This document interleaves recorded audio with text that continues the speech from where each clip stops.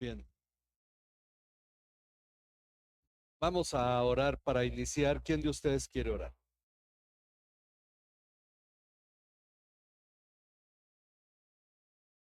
Mi Dios y Padre bendito, gracias te damos en esta mañana. Primeramente agradeciéndote porque tú nos permites estar aquí todos reunidos, Padre misericordioso, como una sola familia, como un solo cuerpo, para aprender de tu palabra y de tu ministerio misericordioso, Señor. Clamo, Señor bendito, para que tú pongas conocimiento de nuestro instructor, el pastor, para que él tenga palabras de sabiduría, de conocimiento, de enseñanza para con nosotros, para que nosotros podamos llegar también algún día a la estatura del varón perfecto que es en Cristo Jesús. En esta mañana, misericordioso Padre, porque tú nos das ese glorioso privilegio de estar todos reunidos aquí, te agradecemos infinitamente en el nombre de Cristo Jesús. Amén.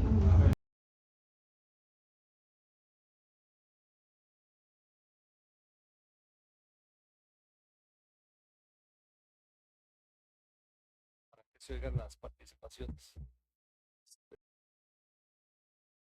Entonces apaga el equipo es completo.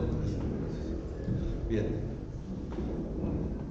Muy bien, hoy vamos a empezar la segunda mitad de lo que es el curso 4. Y bueno, vamos a hablar en dice ahí el segundo. Perdón.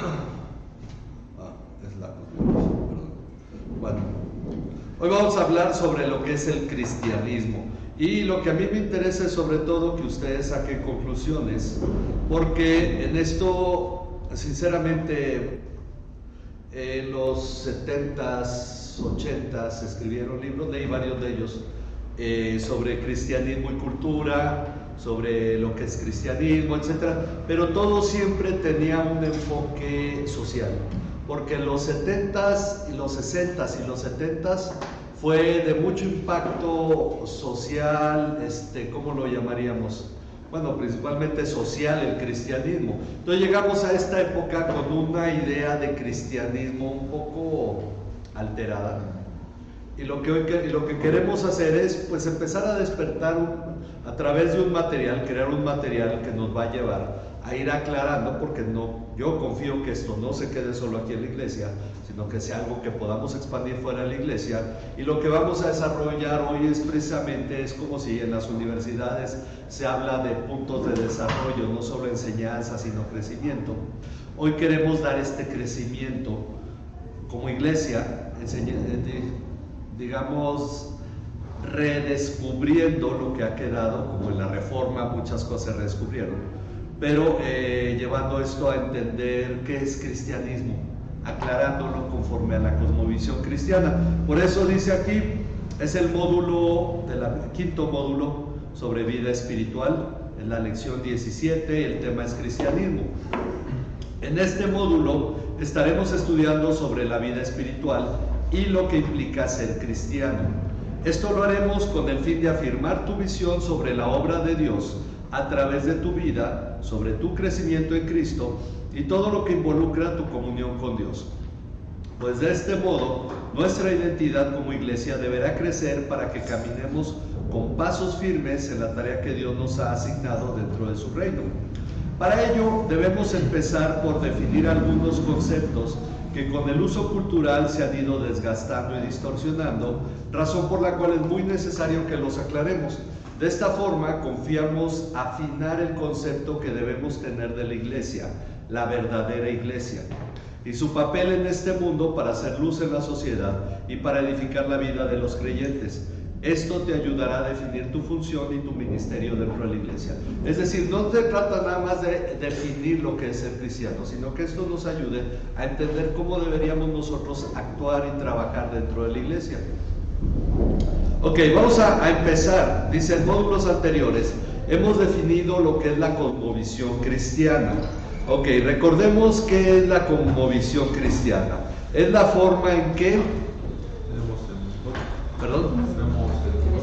vemos el mundo, vemos el todo, ¿verdad? Entonces podemos ponerle en que vemos todo lo que existe. Es la forma en que vemos todo lo que existe, basado en la palabra de Dios. lo cual le da forma al pensamiento cristiano, que es lo que estamos formando en este curso. Es decir, estamos realmente formando en ustedes el pensamiento cristiano. Y entonces la cosmovisión cristiana es lo que vamos a desarrollar en esta clase, bueno, respecto de lo que es cristianismo. Vamos a ver algunos conceptos, ok. Entonces, basado en la palabra de Dios, esto, lo que vemos, es la forma en que vemos todo lo que existe basado en la palabra de Dios, lo cual le da forma al pensamiento cristiano, que es lo que estamos formando. Ahí me faltó ponerle formando en ti, en este curso. Si alguien puede cerrar esa puerta, porque si llega el airecito y necesito papel, si me puedes traer, por favor, Chapo. Gracias. Así que conforme a esta cosmovisión cristiana, vamos a definir lo que es cristianismo, lo que es la vida espiritual y lo que se requiere para llegar a ser un verdadero cristiano. Responde a las siguientes preguntas de acuerdo a lo que has aprendido y a tu experiencia como cristiano. La experiencia cuenta aquí, gracias, porque vamos a hablar de tu salvación. Ok, ¿cómo defines el cristianismo? Yo diría que primero cada uno pone su definición, sea equivocada o sea correcta, y luego podemos comentar brevemente. ¿Cómo defines el cristianismo? Da por ahí uno bien loco con su carro, va con una viejita, porque a los jóvenes no lo usan, y dicen, ten cuidado, vas a atropellar a un cristiano. Bueno, si hay musulmanes, pues esos no son inmunes, o si hay ateos. Pero la realidad es que tenemos que definir lo que es cristianismo para poder definir lo que es el cristiano. Ok, ¿qué es cristianismo para ti?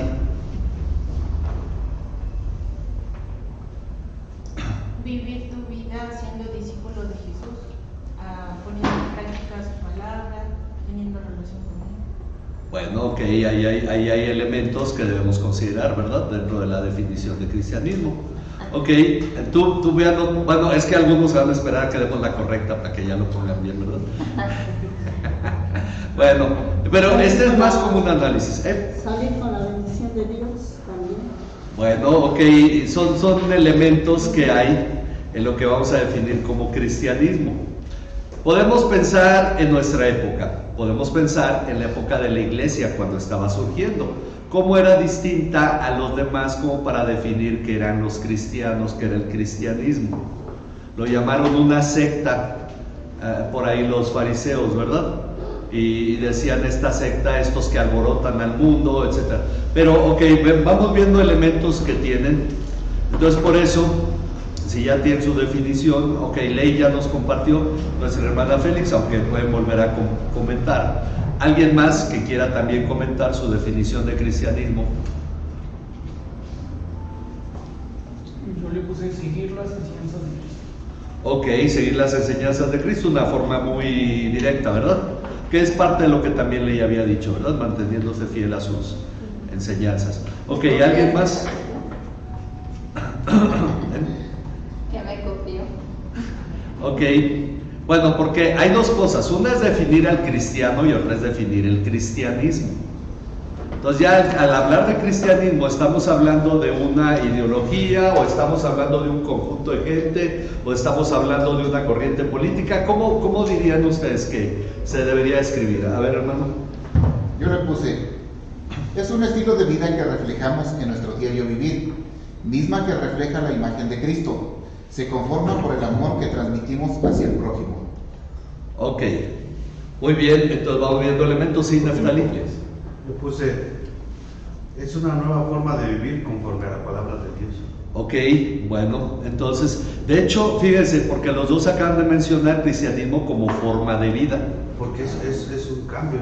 Exactamente, entonces ya no hablamos de una corriente política, no hablamos de una religión. Yo puse lo mismo. También, ok, bueno.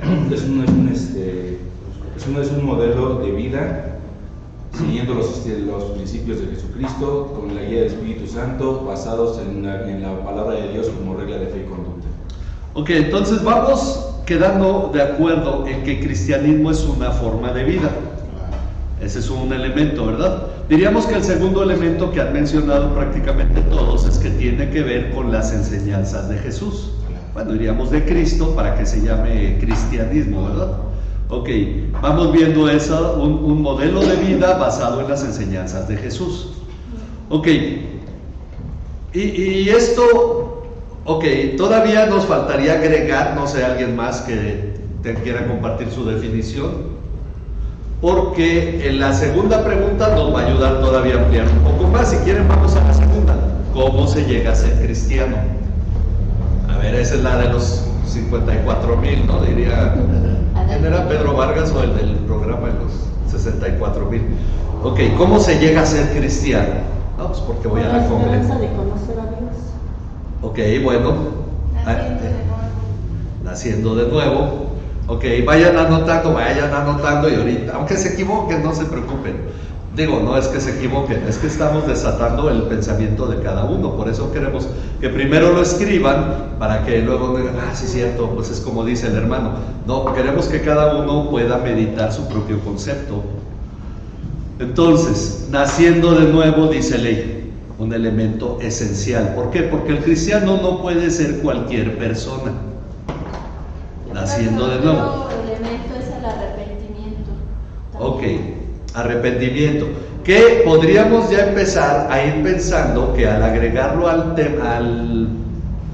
la definición de cristianismo, entonces ya no estamos hablando de personas solo que imitan las enseñanzas de Jesús y que viven de acuerdo a ellas, sino personas que han nacido de nuevo, ¿verdad? Es un estilo de vida de alguien que ha nacido de nuevo basado en las enseñanzas de Jesús. Pero vamos destapando todo esto, pero este es parte del ejercicio. Ok, naciendo de nuevo, arrepentimiento, porque es cierto, nadie puede ser cristiano y mantener su estilo de vida que tenía antes de ser cristiano, ¿verdad? Hay cambios. Ok, ¿algún otro elemento, algo más que tengan? Yo puse tomando la decisión de seguir las enseñanzas de Jesús y obedeciendo.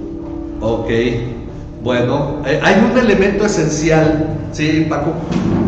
Yo le puse creyendo, bautizándose y perfeccionándose en la palabra de Dios. Ok, hay un elemento que iba a decir que faltaba y Paco lo dijo, porque el elemento es creer. Obviamente hay que poner el orden, lo que llaman el orden de la salvación en orden, ¿verdad? Porque hay dos corrientes. Sí, hermano, adelante. Lo que yo puse. Primeramente, reconociendo que necesitamos ser salvos del pecado y tomando la obra redentora de Cristo Jesús para hacerlos nosotros. Ok, entonces debe haber un reconocimiento de necesidad. El asunto es quién toma la iniciativa en esto. Dios. Ok. ¿Cómo llegué yo a ser cristiano? En el boletín pusimos la semana pasada y continúa la editorial que ser cristiano es por invitación o por llamado. Porque esto no está al alcance del ser humano, ¿verdad? Fuimos llamados por Dios. ¿Cómo llegaste a ser cristiano? Dios me llamó. Ok, pero no es que fuerzas todo tuvieran que ponerlo, pero vamos entendiendo que entonces hubo un llamado y ese llamado me hizo a mí entender mi necesidad de creer en Cristo, ¿verdad? Ok, nacimos de nuevo y al nacer de nuevo, porque la obra de nacer de nuevo, ¿de quién es? De Dios. El Espíritu Santo nos da el nuevo nacimiento, o como dice Efesios 2:4, pero Dios, que es rico en misericordia, por el gran amor con que nos amó, nos dio vida. Bueno, creo que eso está en el 5. Nos dio vida juntamente con Cristo. Ok, entonces estamos viendo que finalmente está la obra de Dios. ¿Por qué me arrepentí? Porque creí. Porque si yo no creo, no me arrepiento. Entonces, el asunto es que primero nazco de nuevo, entonces creo. ¿Y qué creo? Que tengo una necesidad y creo que esa necesidad está respondida en Jesucristo. Y por lo tanto me arrepiento como fruto de haber creído. Es decir, es una consecuencia de mi parte. ¿Por qué debemos entenderlo de esta manera? Porque todos creemos que la salvación es por gracia, ¿sí o no? Si mi arrepentimiento o si mi fe fueran parte de mi salvación, entonces, o mi fe, hablando de la mía, que yo pongo, entonces yo también participaría en mi salvación, ¿sí o no? y la gracia queda reducida porque yo estoy poniendo obras, y más allá, si después todo lo que viene finalmente debe considerarse como consecuencia de mi salvación. Entonces estamos comprendiendo que si la salvación es por gracia, toda la obra vino de Dios. ¿Y qué fue? Darme vida. Porque también la fe con la que creímos, ¿quién nos la dio? Dios. Porque no es con la fe humana que duda, sino es con la fe de Dios. Ok, creemos, nos dota de fe, porque luego vamos a ver todo lo que Dios nos da creo que eso lo vamos a ver en la conferencia, todo lo que Dios nos da para vivir como cristianos. Pero lo primero que nos da es nuevo nacimiento y nos da fe para creer. Esa fe produce en nosotros el creer y por lo tanto el arrepentimiento. Creemos en Jesús, eso es la salvación con la cual somos justificados. Dios nos da la justicia de Cristo. Pero bueno, ok, no vamos a profundizar tanto así ahorita, porque lo que queremos es una definición práctica, digamos, porque si a mí me preguntan, ¿eres cristiano? ¿Eso qué implica o en qué consiste o cómo llegaste a hacerlo? Pues tenemos nosotros que responder de una manera clara, ¿verdad? No vamos a dar una clase de teología. Pero eso lo mencionamos ahorita nada más para ir ampliando el concepto. Bueno, entonces, el cristianismo, dijimos, es un estilo de vida, está basado en las enseñanzas de Jesús, pero para ser cristiano hay que creer, hay que nacer de nuevo, hay que creer, hay que arrepentirse, hay que reconocer la necesidad que uno tiene. Bueno, porque eso nos debe llevar a la tercera pregunta, que es la vida espiritual. Porque hay que saber si nosotros vivimos en el espíritu, yo tengo vida espiritual, ¿de qué estoy hablando? Porque no, miren, vivimos en una época en que la gente ya no distingue la fantasía de la realidad. Desde que creo que fue un Oscar que se le entregó a Bart Simpson. Bart Simpson no existe, pero ya la gente dejó de diferenciar la ficción de la realidad. Entonces a una caricatura se le entrega un premio, pues entonces a un personaje de una caricatura. Festejamos de entender la realidad, y algunos han hecho a sus grandes modelos a seguir personajes de películas que están inalcanzables. El asunto es que eso también ha llevado al cristianismo a crear ciertas ficciones. Entonces la vida espiritual no es una vida esotérica, no es una vida de fantasía o una vida mística, es una vida espiritual. Pero entonces ahí tenemos que pensar, si yo hablo de mi vida espiritual, ¿qué es exactamente? Entonces piensen un momento, anoten ahí una definición, ¿qué es la vida espiritual? Porque si tú eres cristiano tienes vida espiritual. ¿A qué te estarías refiriendo al decir yo tengo que edificar mi vida espiritual? Tener una dependencia de Dios. Bueno, pero necesitamos una definición en sí de vida espiritual. Sí, debemos depender de Dios, pero la vida espiritual, ¿cómo la definimos? ¿Puedo decir? ¿Les puedo compartir? A ver, comparte. Yo le puse, yo. Es el reflejo de nuestra salvación. Es creer que Dios hace su obra redentora en los demás a través de mí, volviéndome responsable de ser ejemplo de vida cristiana. Ok, hay elementos ahí más, bueno, eso es, como diríamos, el resultado de la vida cristiana. La vida espiritual es resultado de la vida cristiana, es como decía, ver a Dios obrando en los demás. Ok, ¿quién más tiene? Compartir nuestros testimonios espirituales que hemos tenido. Ok, dar nuestro testimonio a otros. Porque llevamos una vida diferente, ¿verdad? Por eso tenemos un testimonio. Ok, miren, si no hay definición, vamos ahorita a avanzar y ya luego podemos volver. Sí, adelante. Es la vida que nos dio al nacer de nuevo, ya que estábamos juntos espiritualmente. Ok, entonces una vida resultado del nuevo nacimiento. Porque sí, todo ser humano tiene vida física, todo el que está vivo respira, ¿verdad? Pero cuando Dios nos da vida, nacemos de nuevo y entonces tenemos vida espiritual. Ok, ¿sí, hermano? En la siguiente hay una palabra que ahora sí me sacó de sucinta. ¿A qué se refiere sucinta? Sucinta es de manera resumida, yendo al grano. Ah, ya, ok. Ok. Si tú te consideras cristiano de manera sucinta, y es que lo digo porque, bueno, yo llegué a Cristo porque me arrepentí. No, el asunto es, en un culto, en qué momento tú creíste que fue el asunto, cómo llegaste a ser cristiano. Si tú te consideras cristiano de manera, es que quería poner más renglones, pero ya no iba a haber más clase, ¿no? Entonces, porque se me iba a acabar la hoja. ¿Cómo llegaste a hacerlo? ¿Cómo llegaste a ser cristiano? Brevemente tu testimonio personal, no una explicación teológica, sino tu testimonio personal. Yo me convertí a Cristo en una escuela dominical.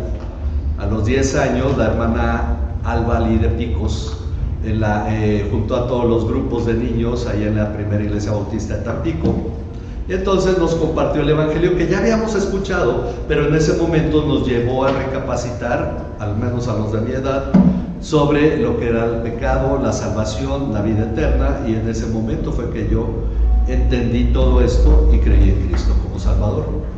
Tengo por ahí un Nuevo Testamento que viene la fecha, fue en el mes de julio, por ahí estoy cumpliendo 47 años. Pero bueno, ok, ¿de qué ocurrió esto? Y fue a través del mensaje compartido por esta hermana. Y tal vez, como muchos cristianos, yo creo que pasé al frente como 3-4 veces cuando invitaban, ¿no? A Cristo. Pero esa fue la vez que yo en realidad entendí el evangelio. En campañas evangelísticas recibíamos gente y entonces, no, pues es que yo sí ya creí en Cristo, pues quería afirmarlo. Y muchos pasan de nuevo, ¿no? Entonces en el campamento Maranata una vez y luego en una campaña evangelística otra vez.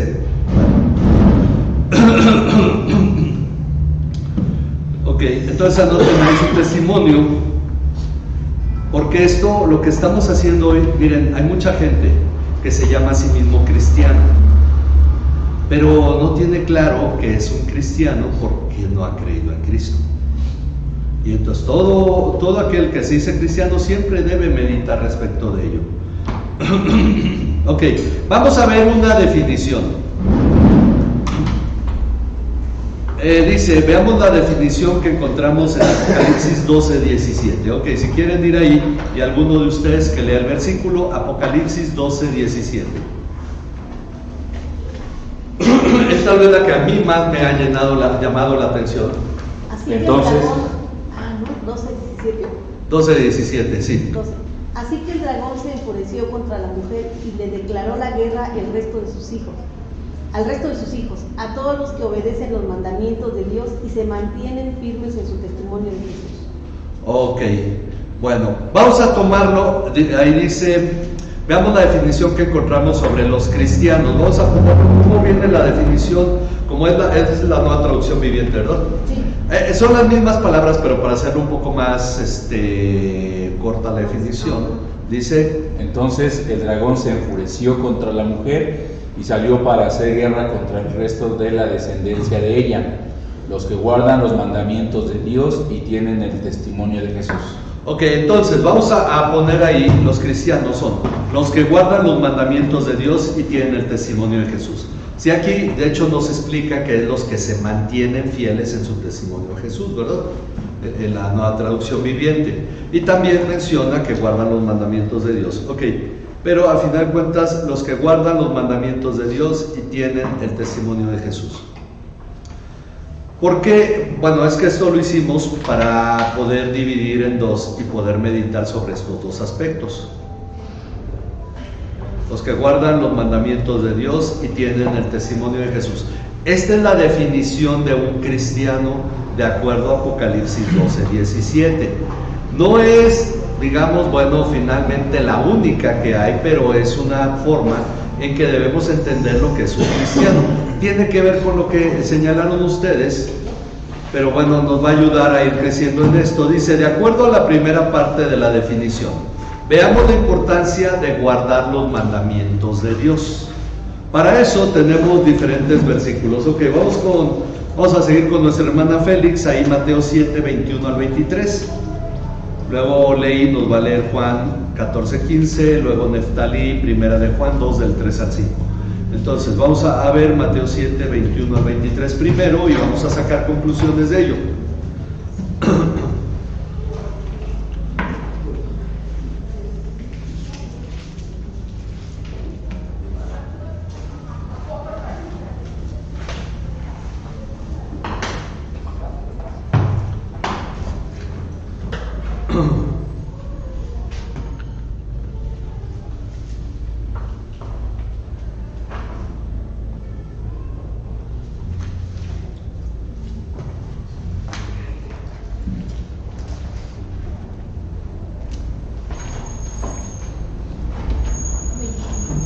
Mateo 7, 21 al 23. Ajá.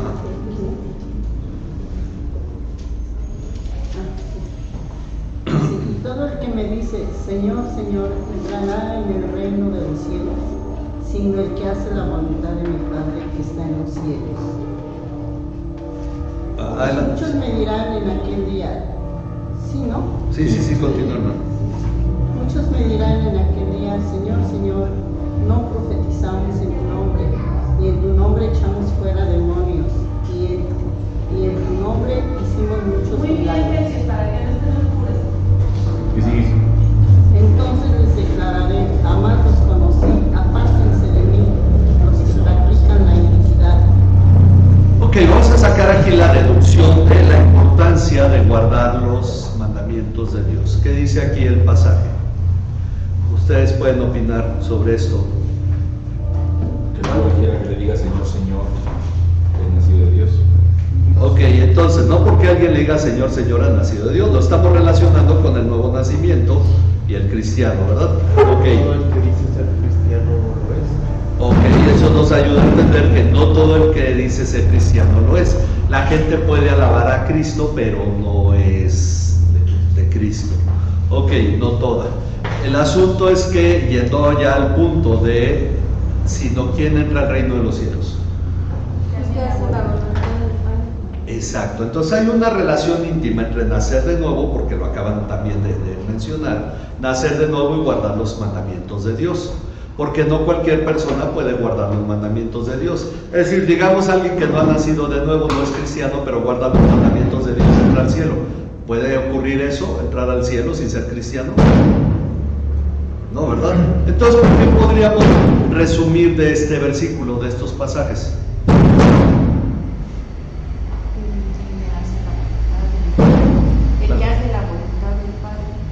El que hace la voluntad del Padre en manifestación que nació de nuevo, ¿verdad? ¿Sí o no? Es manifestación de que es cristiano. Ok, entonces vamos comprendiendo esto. El que hace la voluntad de Dios está reflejando que en verdad es cristiano.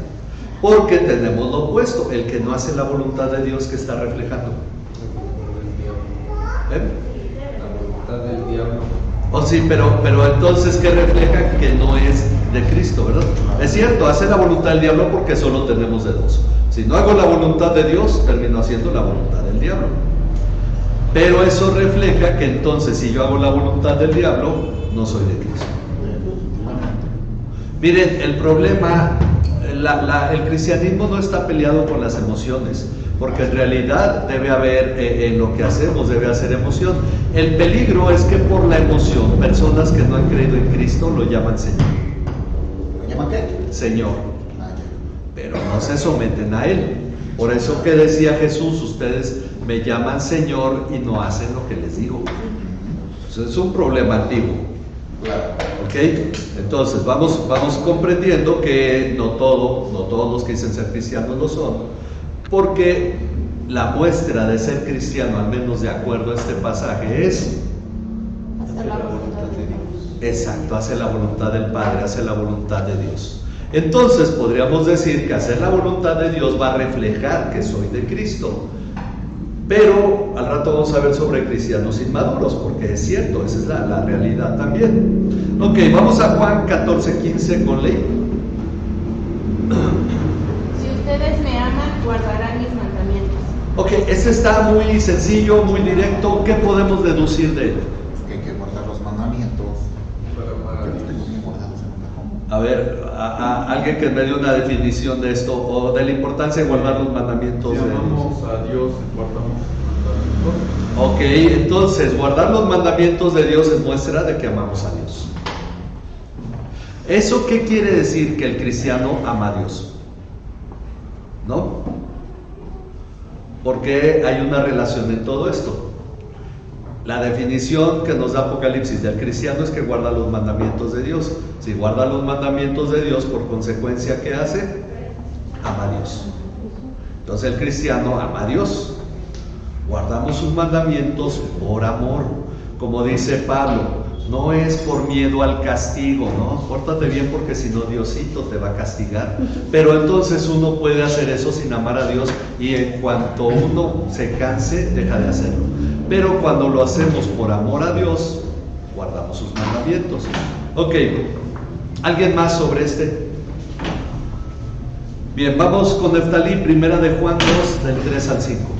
Del 3 al 5 dice: y en esto sabemos que lo hemos llegado a conocer si guardamos sus mandamientos. El que dice yo lo he llegado a conocer y no guarda sus mandamientos es un mentiroso y la verdad no está en él. Pero el que guarda su palabra es él verdaderamente se ha perfeccionado el amor de Dios. En esto sabemos que estamos en él.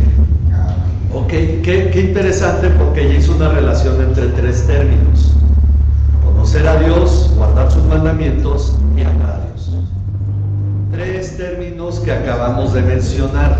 Ok, pero ¿qué podemos deducir de este pasaje? Porque Juan aquí agarra la espada y él da directo, porque incluso, ¿cómo llama? Aunque Jesús llama hacedores de maldad en el pasaje que leímos en Mateo, aquí Juan los llama mentirosos. Ok, pero ¿por qué? Vamos a sacar una deducción de esto. Si alguien no guarda los mandamientos de Dios, ¿qué pasa? Es que no vive en Dios. Ok, no vive en Dios, o podemos usar el término de ahí, no le conoce, ¿verdad? Pero esa persona sostiene que conoce a Dios. ¿Y qué dice Juan? Es mentiroso. Ok, pero si alguien guarda los mandamientos de Dios, que es la segunda parte de que dice el pasaje, en ese ¿qué ha pasado? ¿Qué se ha perfeccionado? El amor de Dios. Entonces una persona transformada en amor. ¿Sí, Josué? En ese aspecto, la persona sabe que conoce a Dios o es ignorante en pensar que conoce a Dios y no lo conoció de verdad. Ok, es el mismo caso de Mateo. Por la emoción puede decir, ay no, pero sí. Hay gente que a mí me ha dicho, no, es que yo vi a mi mamá en la cama que murió hace como 5 años. Me dice, ¿cree en Dios, hijita? Ay, pues yo creo en Dios, hasta lo tengo ahí colgado en la pared. Entonces, hay gente que tiene esa ilusión de que cree en Dios y conoce a Dios. Dice, no, Diosito es muy bueno porque cómo nos ha bendecido en la fiesta, ¿no? Y cosas de ese tipo.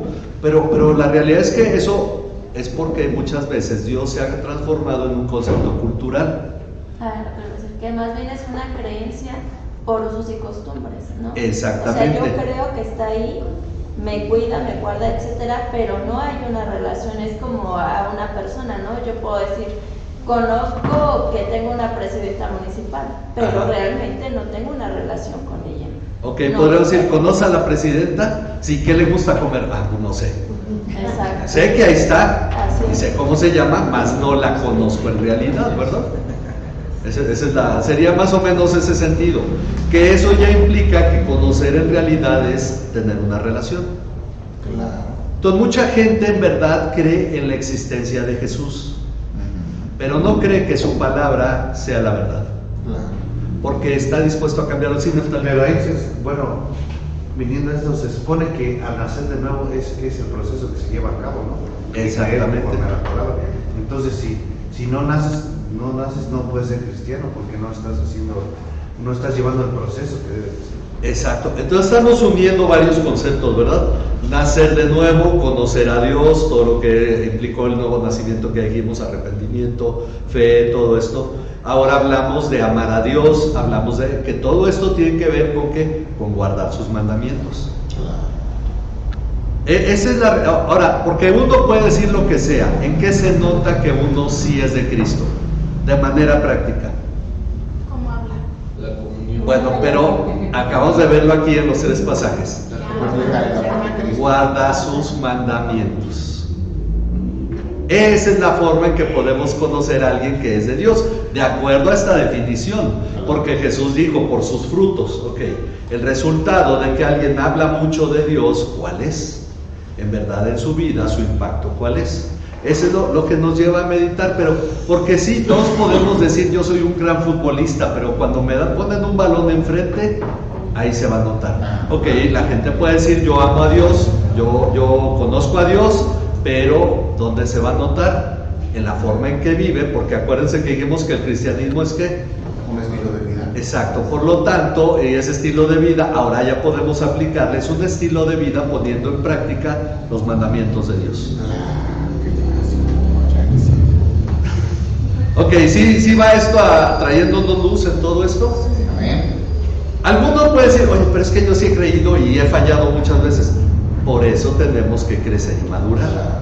Pero es cierto, hay algo, vamos a llegar al final, hoy no, por el tiempo de la lección, donde vamos a hablar sobre el cristiano inmaduro y el pseudo cristiano, porque se ven igual. La diferencia es que el que nació de nuevo, ¿qué va a hacer? Va a empezar a crecer y el otro se va a quedar acá. Porque el otro no tiene vida espiritual, por eso no puede crecer, pero el cristiano inmaduro debería crecer. Ayer hablamos en el curso 2, que ese es un punto importante a considerar, que la madurez no es automática. Es decir, no porque venga yo a la iglesia voy a madurar, yo tengo que involucrarme para crecer. Y estamos viendo esto, poner en práctica los mandamientos de Dios. Ok, vamos a tener que dejarlo aquí por el tiempo, para el culto, pero confiamos que esto nos va ayudando porque todavía nos faltan pasajes.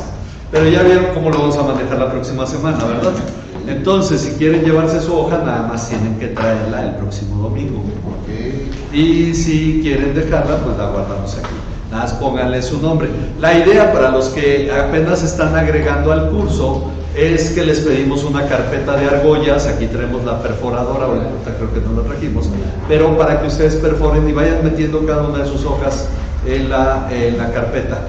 Ok, van a ser aproximadamente unas 50 hojas, yo creo, las que les vamos a dar en total de todo el curso. Entonces, calculen para su carpeta de argollas.